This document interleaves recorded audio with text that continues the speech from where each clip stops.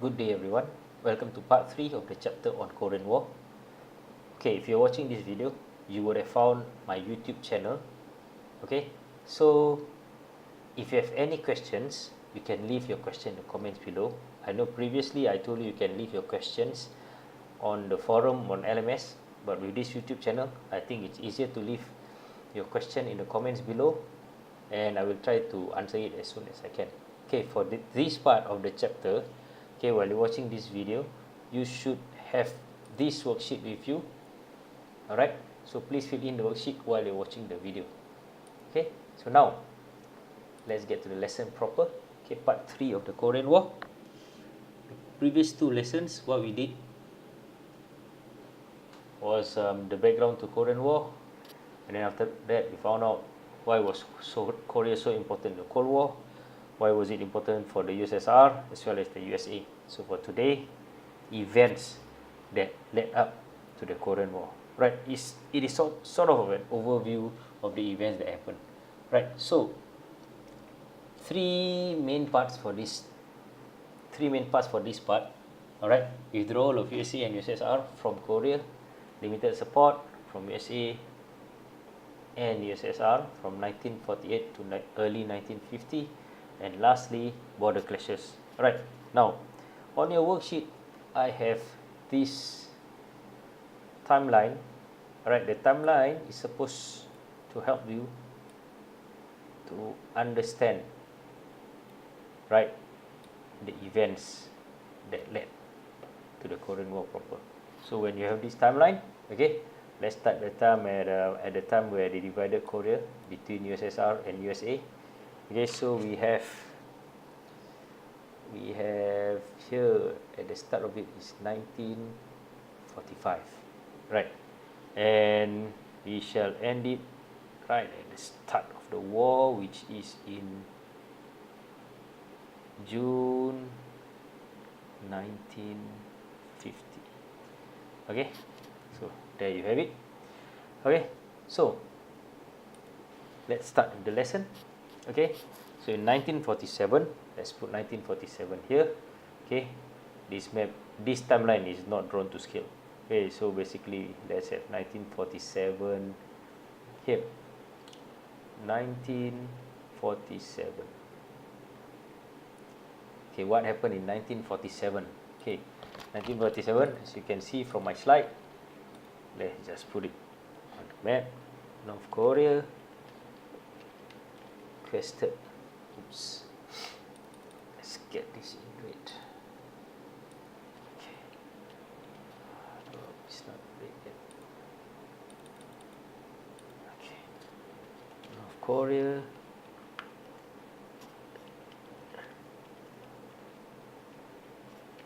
requested USSR and USA to leave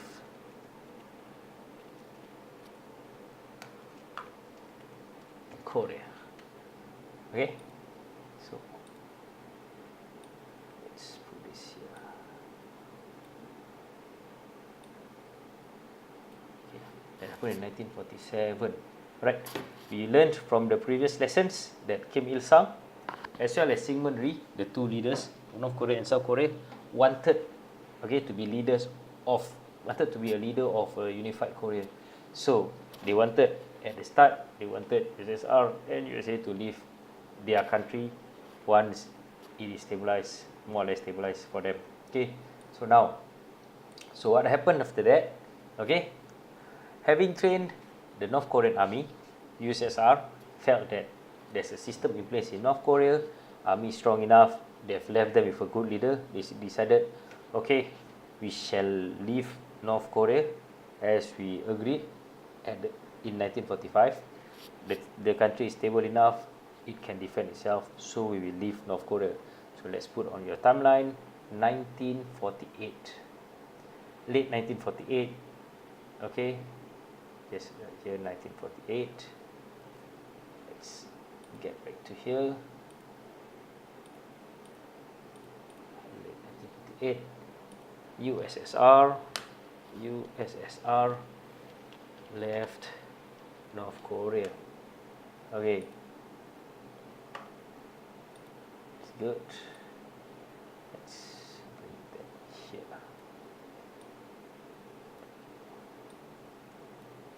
Okay.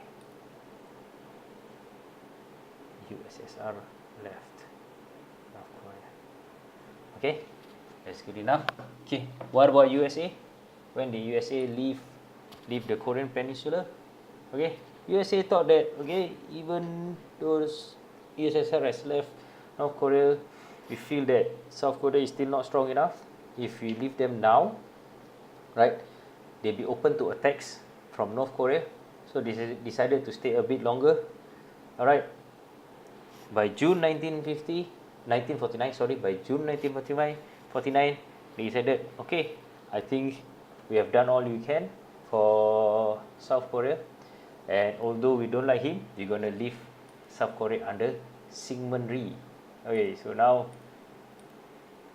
this is where it gets very interesting. Okay,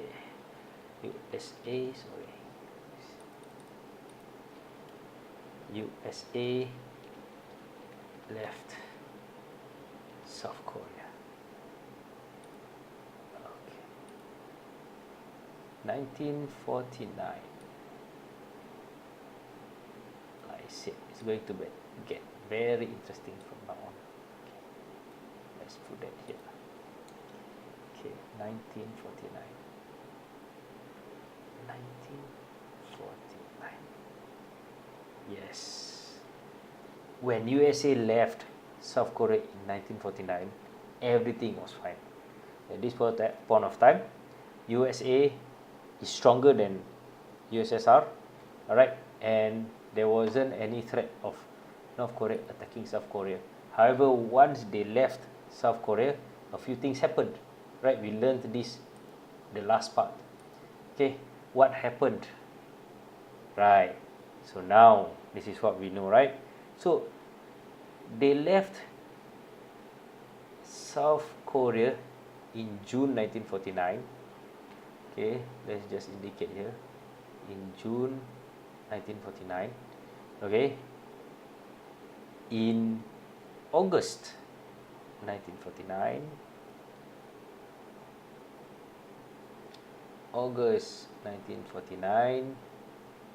USSR had the atomic bomb. Right, now suddenly they cannot threaten the USSR with the atomic bomb anymore. Alright, in June 1949, they were stronger than USSR. However, in August 1949, they are more or less equal with USSR, because USSR now has had their own atomic bomb. USA cannot threaten them with atomic bombs anymore. So USSR now felt a bit more or less on par, no longer weaker than USA. Okay, it gets even worse for USA, right? Like we learned the last lesson as well. Okay, here in October, let's just put it here, October 19, sorry, let's just redo this part. Okay, so in October 1949, what happened? People's Republic of China was declared. The communists won in China, right? So we also learned that when the communists won in China, USSR signed a treaty. Okay, I hope you remember this, Sino-Soviet Treaty, right? Meaning that there are two very, very big communist countries in Asia who are friends with each other. Now, USA felt that, oh, suddenly it wasn't such a good idea to leave South Korea. Alright, when they left, they had an advantage.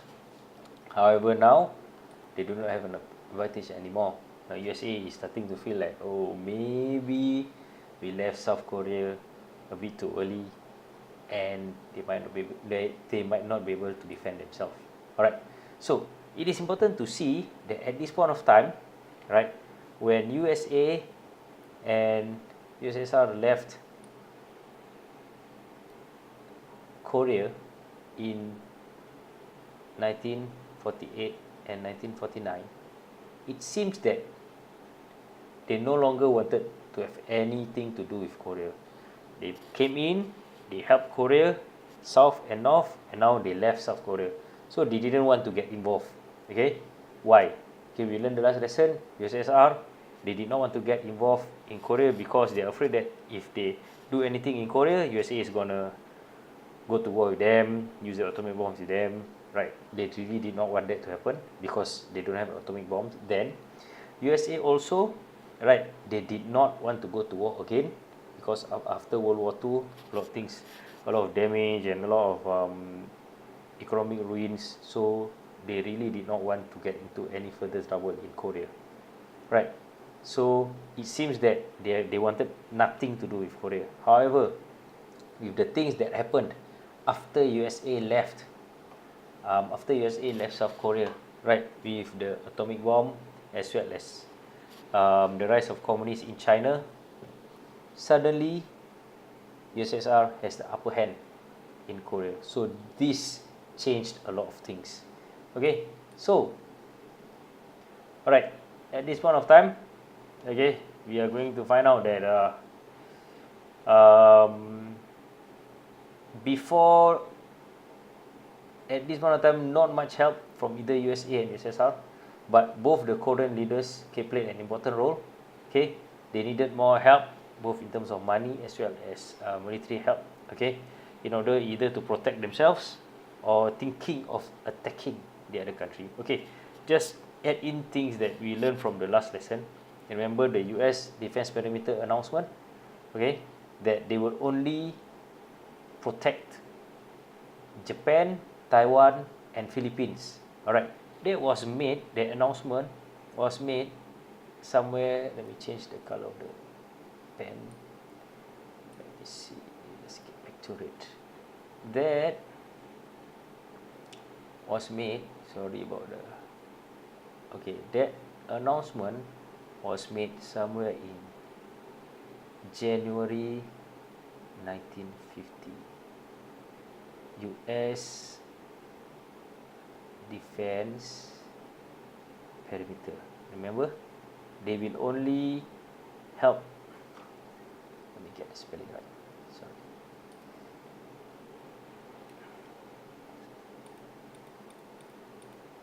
Okay, saying that they will only help if these three countries were attacked, right? So Stalin and the USSR felt that Taiwan, Japan, and Philippines, Korea wasn't mentioned at all. All right. So now, after hearing that, yes, they started to get the feeling that USA would not interfere in Korea if they do anything. Okay.